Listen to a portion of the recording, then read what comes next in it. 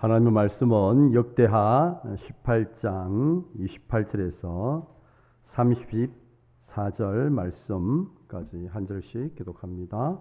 구약성경 679페이지입니다. 역대하 18장 28절부터 34절 말씀 한 절씩 기독합니다. 제가 먼저 28절 말씀부터 읽습니다. 이스라엘 왕과 유다 왕 여호사밧이 길랏 라모스로 올라가니라.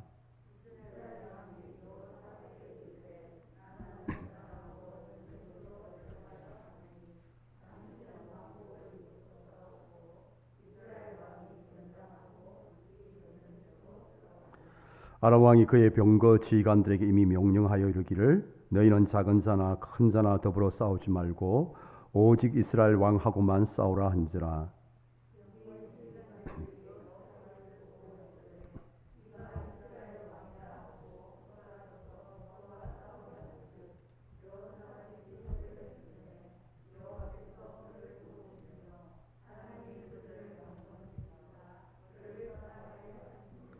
병거의 지휘관들이 그가 이스라엘 왕이 아님을 보고 추격을 거치고 돌아갔더라.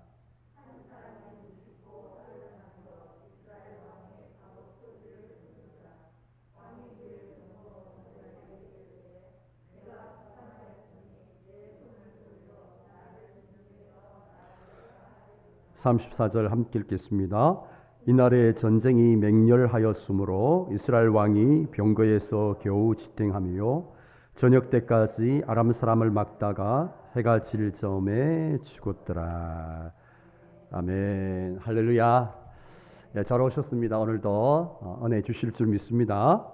하나님의 성품이 있습니다.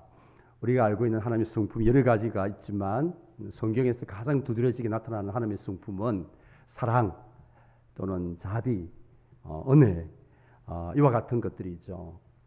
하나님의 사랑의 성품들 또 자비의 성품들, 은혜의 성품들이 어떻게 나타나는가 하면 하나님께서 우리에 대해서 오래 참으시고 또 돌이킬 기회를 주시는 그런 모습으로 하나님의 사랑과 은혜와 이 자비의 성품들이 나타나고 있습니다. 그러니까 이 말은 하나님께서 우리가 잘못했을 때에 또 잘못된 길에 있을 때에 바로 우리를 심판하지 않는다는 거죠. 기회를 주십니다. 어떤 기회를 주시는가 하면 하나님께로 돌아올 기회를 주시는 분이시죠. 우리 이러한 하나님의 모습 속에서 정말 하나님의 그 은혜의 성품, 사랑의 성품, 자비로운 성품을 발견하게 됩니다.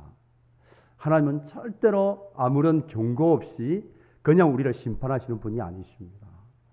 성경을 보면 하나님께서는 반드시 먼저 심판하시기 전에 말씀을 통해서 우리에게 찾아오시는 분이십니다.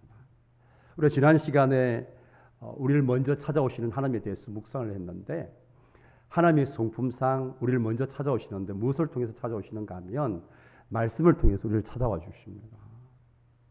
그래서 하나님께서 말씀으로 찾아오는 이것이 바로 하나님이 우리를 향한 사랑이요 자비요 은혜라고 할 수가 있는 거죠. 그리고 한번 성경을 우리가 보면 하나님께서 노아 시대 때 죄인을 심판하시기 위해서 하나님께서 바로 심판하시지 아니하셨어요. 하나님께서 이 노아에게 말씀해 주셨고 또 노아를 통해서 그 시대의 사람들에게 돌이킬 수 있는 기회를 주셨습니다. 그 기간을 몇 년을 주셨습니까? 120년을 주셨어요. 여러분 얼마나 하나님이 오래 참으시는 분들 우리가 볼 수 있는 거죠. 야, 120년 동안 어떻게 참았을까요? 저 같으면 한 시간 정도 시간 주고 바로 심판할 수도 있는데 하나님은 1년도 아니고 무려 120년 동안 오래 참으셨어요. 기회를 주시는 것이죠. 돌이키고 하나님의 은혜 안으로 들어올 기회를 주시는 것이죠. 어디 노아만 그렇습니까? 그렇게 악한 죄인들이 있는 소돔과 고모라를 하나님께서 심판하시기 전에도 아무런 경고 없이 심판하시지 않으셨습니다. 먼저 경고를 주시고 나신 이후에 하나님께서 심판을 하셨어요. 우리가 이제 출애굽기를 새벽마다 묵상하고 있는데 하나님께서 바로에게 또 기회를 주셨어요. 최소한 9번의 기회를 주시잖아요. 이 애굽 왕의 장자를 치기까지 9번이나 기회를 주지만 바로 그것을 받아들이지 못하는 것이죠. 그래서 하나님께서는 심판하시기 전에 반드시 말씀을 통해서 먼저 우리로 하여금 바로 서고 하나님께로 돌아올 수 있는 기회를 주시는 분이시죠. 그래서 우리의 삶 가운데 하나님의 말씀이 들려지고 있는 한 그것은 소망이 있는 거예요. 그것이 하나님의 은혜입니다. 가장 무서운 것은 더 이상 우리의 삶 가운데 하나님의 말씀이 들려오지 않는 그때야말로 우리에게서 가장 무서운 때예요. 하나님의 은혜에 이제 뭡니까? 시간이 다 되어가고 있다는 것을 의미하는 거죠. 하나님이 주시는 기회가 이제 다 되어가고 있음을 의미하는 거예요. 그러니까 우리가 어떤 상황 가운데 있든지 우리를 향해서 들려오시는 하나님의 말씀이 있는 한 소망이 있는 거죠. 하나님의 은혜의 손길이요 아직 우리를 향한 하나님의 기회가 남아 있는 것입니다. 오늘 우리가 말씀을 보면 하나님께서 미가야 선지자를 통하여 아방에게 말씀을 들려주십니다. 우리가 읽지 않았지만 오늘 18장 16절 말씀이 있는데 우리가 같은 장이니까 18장 우리 16절 말씀을 같이 한번 읽어보도록 하겠습니다. 자, 16절 말씀입니다. 같이 한번 읽겠습니다. 그가 이르되 내가 보니 온 이스라엘이 목자 없는 양같이 산에 흩어졌는데 여호와의 말씀이 이 무리가 주인이 없으니 각각 평안히 자기들의 집으로 돌아갈 것이니라 하셨나이다 하는지라.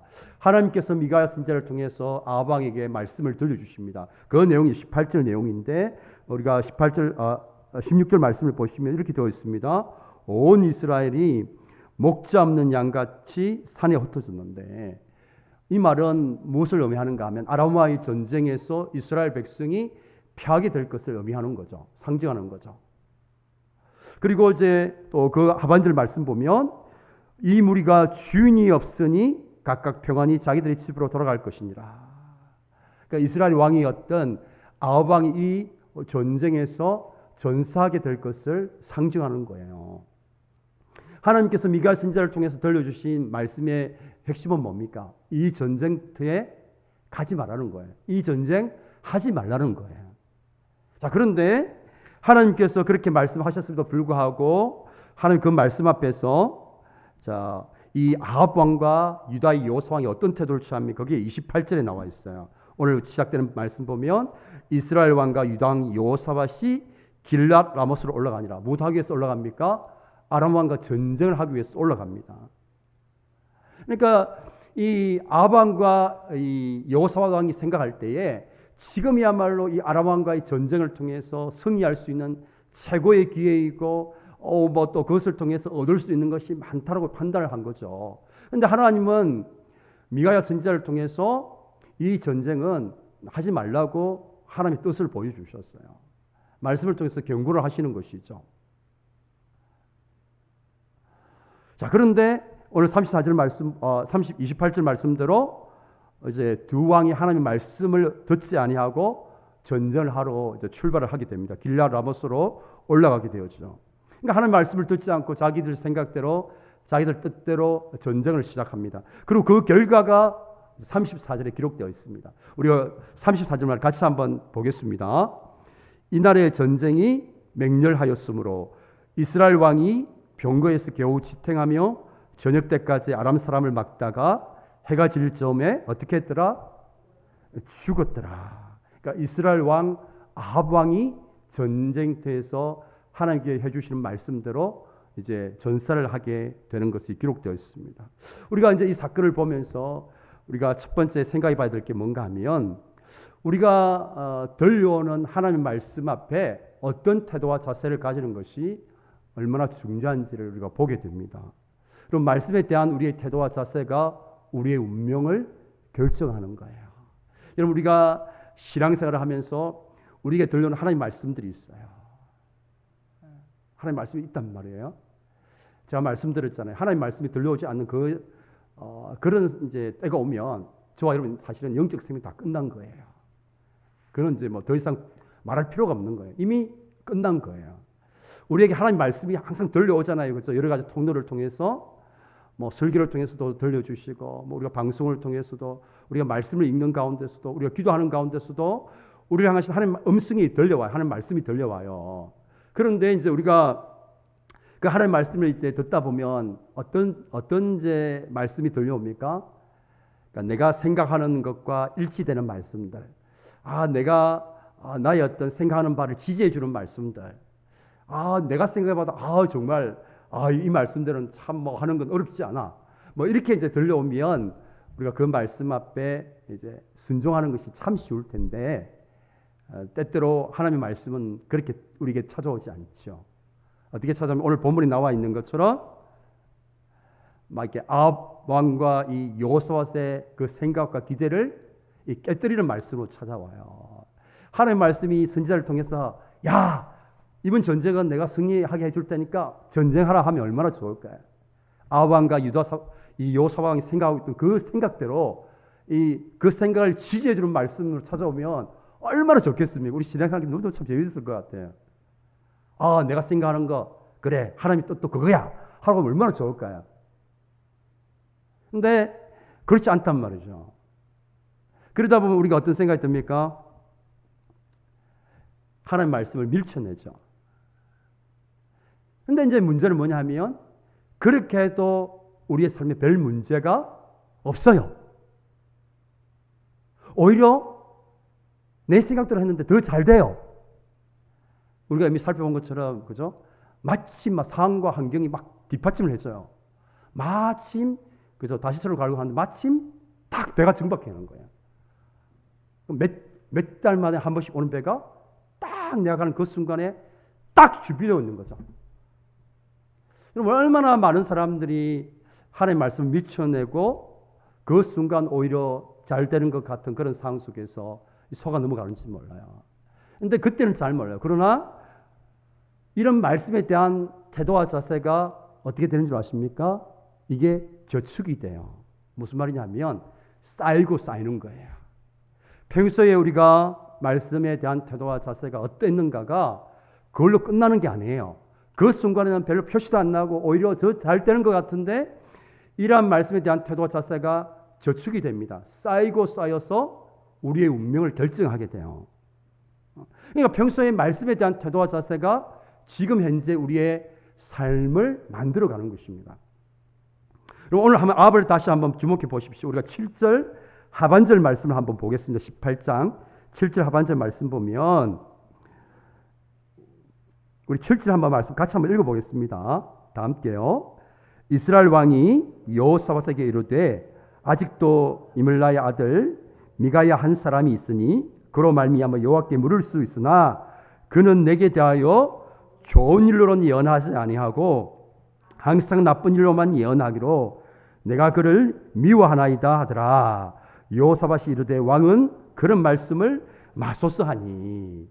여러분 평소에 이 아합 왕이 하나님의 말씀에 대한 태도와 자세가 어떤지를 보여주고 있잖아요.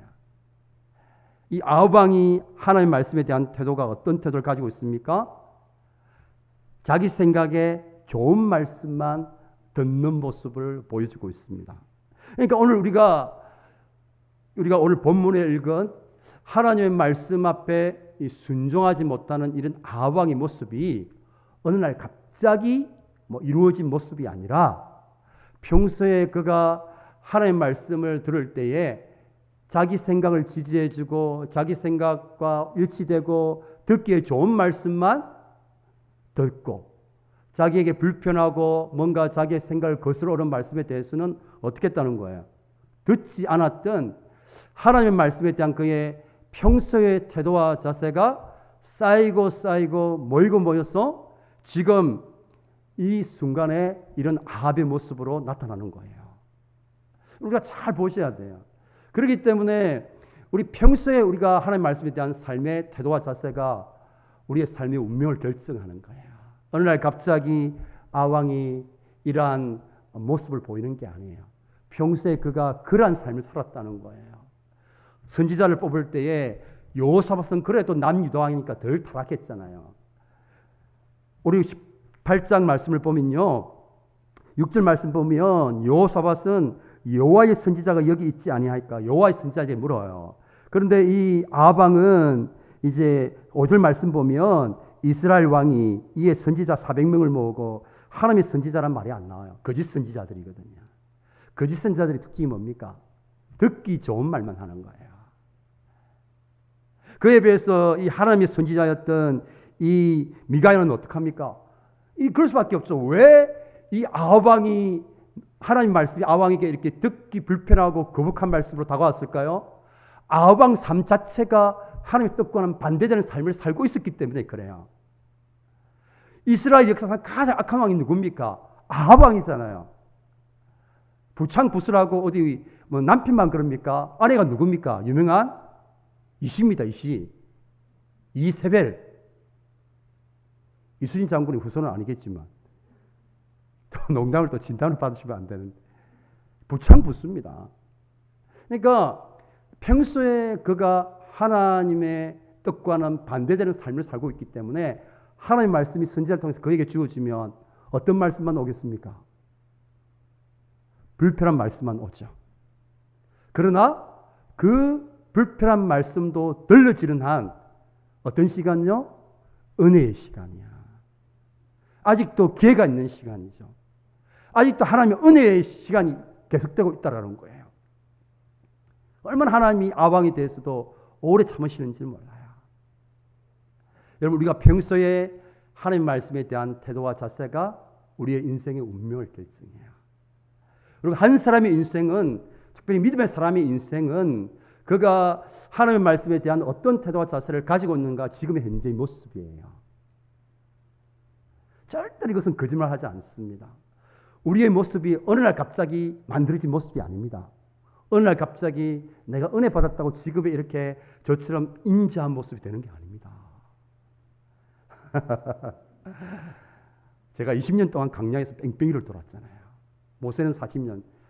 제가 20년만 더 하면 진짜 모세와 같은 영성을 가질 텐데 20년이 부족해가지고 앞으로 20년 제가 연단을 받으면 이제 제 목회 끝나잖아요. 20년 동안 하나님께서 저를 이제 만들어 가셨죠. 말씀에 대한 끊임없이 하나님 말씀을 주시고 그 말씀에 순종하는 삶을 통해서 저를 만들어 가신 거예요. 그러니까 결국 지금의 우리의 모습은 내가 말씀에 대한 어떤 태도와 자세를 가지고 살아왔는가가 지금의 우리 모습이에요. 여러분, 이건 부인할 수가 없는 것입니다. 그래서 우리가 평소에 대한 말씀에 대해서 가지는 태도와 자세가 그렇게 중요하다고 할 수 있는 거예요. 근데 제가 말씀드린 것처럼 하나님의 말씀이 우리를 찾아올 때 어떻게 찾아올까요? 나 좋은 것으로 찾아오는 게 아니에요. 그러니까 늘 내가 생각할 때도 야 정말 이 말씀은 내가 꼭 뭐 순종하는데 어려움 없어. 정말 그래 하면서 쉽게 순종할 수 있는 말씀으로 찾아오지 않아요. 때때로 하나님의 말씀은 우리의 이 본성을 거스리는 말씀으로 찾아와요. 왜냐하면 우리의 본성은 죄악된 본성이 있잖아요. 그러니까 우리의 이제 이 죄악된 본성을 거스리는 말씀으로 찾아옵니다. 그러니까 히브리서 4장 12절 말씀처럼 우리의 간절과 우리의 영과 혼과 간절과 골수와 우리의 생각을 찔러 쪼개는 날카로운 검과 같은 말씀으로 찾아와요. 우리의 이 뭡니까? 영혼을 뭡니까? 이렇게 영혼의 잘못된 부분을 수술하는 수술용 칼로 이제 우리의 찾아오는 말씀이 있죠. 그러면 그 말씀이 우리가 들을 때 어떻게 듣겠습니까? 편하게 느껴지는 게 아니고 불편하고 되게 이제 거스리는 말씀으로 우리에게 느껴지는 거죠. 그러면 우리가 어떻게 합니까? 우리가 이제 불편하고 듣기 이제 거스리는 말씀이기 때문에 많은 사람들이 밀쳐내죠. 밀쳐내고 대신에 듣기 좋은 말, 귀에 좋은 말만 이렇게 이제 듣게 되면 어떤 일이 납니까? 오늘 이 아하왕과 같은 그런 모습으로 우리의 삶이 점점 더 그렇게 세워져 갈 수밖에 없는 것이죠. 그럼 우리가 듣기에 불편하고 때로는 거슬리는 말씀은 우리가 밀쳐내야 될 말씀이 아닙니다. 제가 앞에도 말씀드렸죠? 하나님 우리를 말씀을 통해서 찾아오시잖아요. 무엇 때문에 말씀을 통해서 찾아오시겠습니까? 말씀을 통해서 우리의 모습을 하나님의 말씀 앞에서 우리의 모습을 보게 하고 잘못된 부분이 있으면 그것을 고치고 교정하고 돌이키기 위해서 하나님께서 말씀으로 찾아와 주시는 것이죠. 그렇기 때문에 말씀은 때로는 우리가 하나님의 뜻과는 반대되는 어떤 자리에 있으면, 또 하나님이 원하시지 않는 삶의 모습 가운데 있으면 우리에게 찾아온 그 말씀은 우리를 찔러 쪼개기 때문에 불편한 말씀이 될 수밖에 없는 것이죠. 그래서 우리에게 찾아오는 하나님의 말씀은, 우리가 불편한 말씀은 밀쳐내야 될 말씀이 아니라 오히려 어떻게 해야 됩니까? 순종해야 될 말씀이에요. 우리를 살리시기 위해서, 우리를 바르게 세우시기 위해서, 우리에게 돌이키고 하나님께로 돌이키도록 하시기 위해서 베푸시는 은혜의 손길입니다. 불편한 말씀은 밀쳐내야 될 것이 아니라 받아들여야 될 말씀이죠. 하나님이 우리에게 주시는 기회이고 하나님 우리에게 베푸시는 은혜의 손길인데, 불편하다고 듣기에 거북하다고 밀쳐내야 될 말씀이 아니라는 거예요.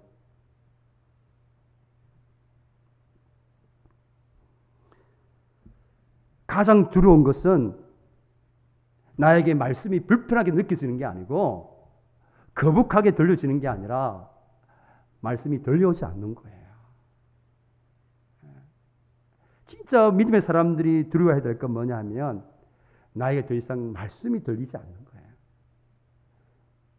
그게 가장 두려워해야 될 일이지, 나에게 들려오는 말씀이 나의 이 본성을 거스리고 내 생각을 막 이렇게 충돌해서 불편하고 왠지 모르게 막 거슬리고 한다고 해가지고 밀쳐내야 될 게 아니고, 정말 우리를 유익하도록 하시기 위해서, 우리에게 선이 되도록 하시기 위해서 말씀을 통해서 작업하고 계시는 하나님의 은혜의 기간이에요. 그건 은혜의 손길입니다. 우리를 찾아와 주시는 은혜의 손길이에요. 오늘 아합 왕이 하나님이 찾아오신 그 음성 앞에 자기의 생각과 다른 말씀이었지만 그가 순종했더라면 어떻게 되었습니까? 그 운명이, 그는 죽지 않고 생명을 얻었을 거예요. 여러분, 앞으로 살펴보겠지만 아합 왕과 요사 왕의 결정적인 차이가 뭔지 아십니까? 똑같이 요사와 또 실수를 많이 했지만 아합 왕과는 결정적으로 다른 게 뭔가 하면 하나님의 말씀에 대한 태도와 자세가 다른 거예요. 아합 왕은 그는 불편한 하나님의 말씀을 듣지 않고 듣기 좋은 말만 들었거든요. 근데 요사밧은 듣기에 불편한 말씀도 들었다는 거예요. 이게 이 두 사람의 운명을 극과 극으로 나누어지게 한 거예요. 그래서 우리에게 들려오는 하나님 말씀이 있다면 그 자체가 복이에요. 복. 여러분 믿으시기를 축복합니다. 예. 근데 많은 사람들이 늘 듣기 좋은 말씀만 막 귀를 기울여요.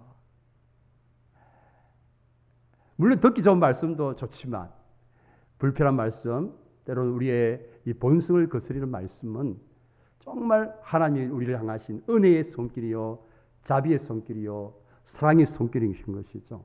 우리가 불편해도 그 말씀대로 순종하면 어떤 일이 납니까? 시편 1편에서 말씀하신 것처럼 복 있는 삶을 살아가게 되는 것이죠.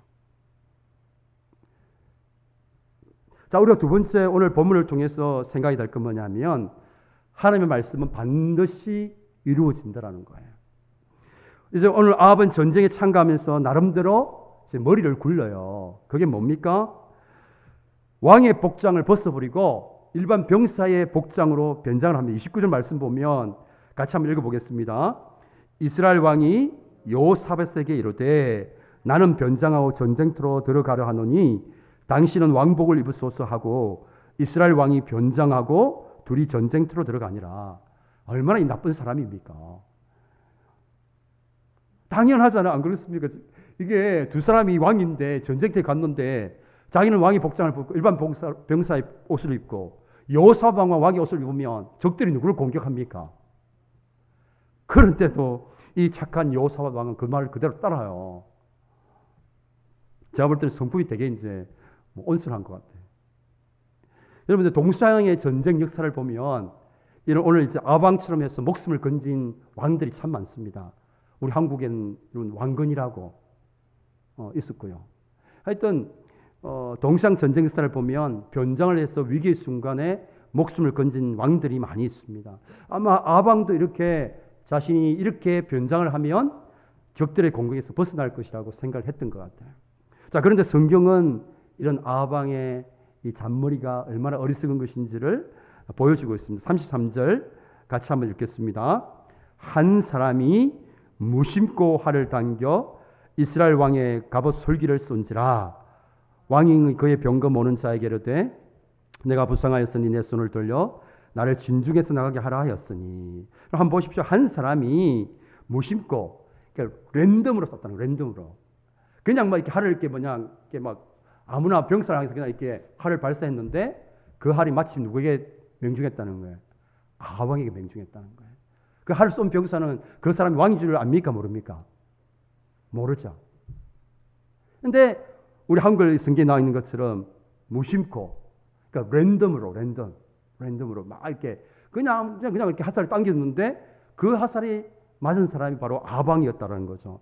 그리고 결국 이 아합왕은 전쟁터에서 전사하고 맙니다. 하나님께서 미가야 선지자를 통해서 들려주시는 그 말씀대로 그대로 이루어지는 것을 보게 되죠.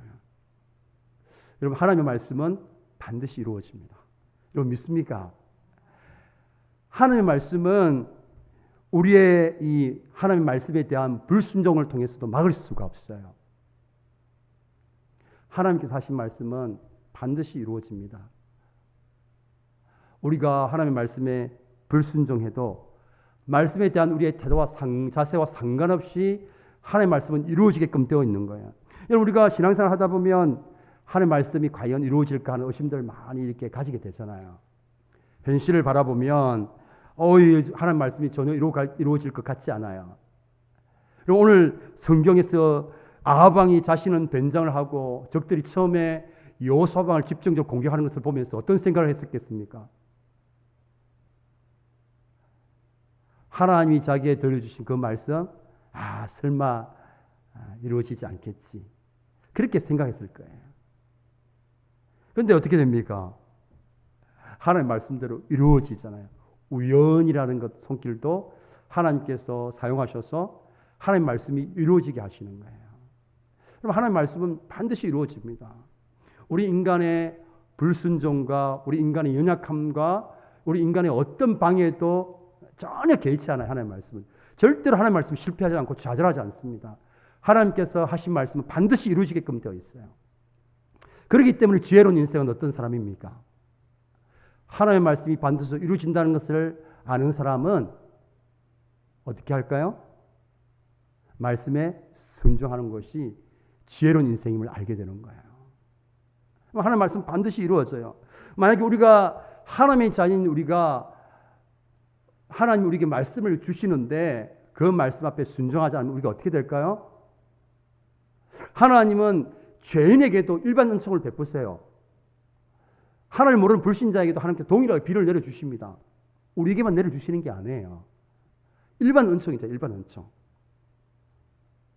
근데 이제 하나님 모르는 백성은 하나님께 기회를 주시고 이제 어떻게 합니까? 그 기회가 끝나면 아주 무섭게 심판하시죠. 근데 하나님의 자녀는 어떻게 할까요? 하나님의 자녀는 하나님의 말씀에 계속해서 말씀을 통해서 찾아오심에도 불구하고 순종하지 않으면 어떻게 할까요? 하나님이 그 사람을 향한 테스트가 시작됩니다. 저와 여러분이 하나님이 택한 백성이잖아요. 하나님의 자녀잖아요. 저와 여러분이 하나님의 말씀에 계속해서 말씀을 통해서 우리에게 이제 말씀하신단 말이에요. 지금 너의 모습이 내가 원하는 모습과는 멀리 떨어져 있어? 돌아와야 돼? 하나님 말씀을 통해서 경고를 하셨단 말이에요. 근데 우리가 그것을 듣지 않으면 어떻게 됩니까? 하나님의 우리를 향한 이 테스트가 그때부터 시작돼요. 테스트가 언제 끝납니까? 우리가 말씀에 순종할 때까지, 말씀 앞에 자신을 꺾을 때까지, 항복할 때까지 우리를 향한 하나님의 테스트는 끝나지 않습니다. 저도 이제 제 삶을 돌아보면 하나님 말씀 앞에 저의 고집을 꺾는 거예요. 꺾는 거. 꺾으니까 연단이 끝나요. 안 꺾고 끝까지 내가 한번 해보려고 하면 하나님이 끊임없이 이제 저를 이제 테스트를 시키시더라고요. 연단을 시키시죠. 여러분, 오늘도 하나님은 우리에게 말씀을 통해서 찾아오십니다. 이게 하나님의 사랑이요, 우리를 향한 자비요, 하나님의 은혜예요. 은혜. 그래서 우리를 살리고 우리를 세우시기 위해 찾아오시는 그 말씀은 늘 좋은 말씀이 아니라 너무너무 우리에게 불편하고 때로는 거북한 말씀으로 찾아온단 말이죠. 그러나 우리가 이 찾아오는 말씀 앞에 우리가 밀쳐내야 될 것이 아니고 불편한 말씀은 우리가 더 순종해야 될 말씀이에요. 그렇게 하면 우리의 삶이 복 있는 인생이 되는 것입니다. 설령 저와 여러분이 순종하지 않는다 할지라도 하나님은 우리의 삶을 테스트를 통해서 결국에는 저와 여러분들을 설득하시는 거예요. 그 시간 동안. 결국 우리를 향한 하나님의 손길은 끊임없이 우리에게 말씀으로 찾아와 주시고 또 듣기 좋은 말씀보다 불편한 말씀으로 우리의 삶 가운데 찾아와 주시는 것이 우리를 향하신 하나님의 은혜요, 하나님의 자비요, 하나님의 사랑이라는 것을 저와 여러분 기억하시고 하나님께서 말씀하시는 것은 반드시 이루어지기 때문에 괜히 쓸데없는 고집 피우지 마시고 우리의 고집을 말씀 앞에서 탁 내려놓으시면 하나님께서는 우리의 삶을 복되게 하십니다. 저와 여러분이 살아가면서 하나님 말씀 앞에 우리 자신을 내려놓는 순종하는 그런 삶을 통해서 우리 인생이 시편 1편의 말씀처럼 하나님께서 복 주시는 그런 인생 되기를 주님의 이름으로 축원합니다. 우리 오늘 이렇게 한번 찬양하겠습니다.